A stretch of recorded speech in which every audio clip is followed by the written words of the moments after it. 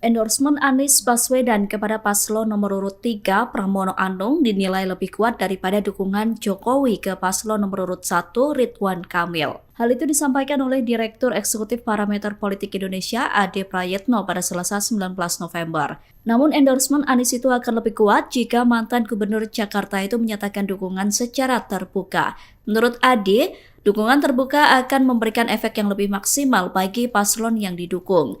Ade mencontohkan aksi Jokowi yang memberikan dukungan langsung kepada Ridwan Kamil di Cempaka Putih.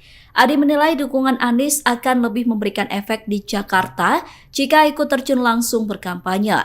Dukungan Anies secara langsung dinilai bisa lebih mempengaruhi pemilih untuk mendukung Pramono Rano.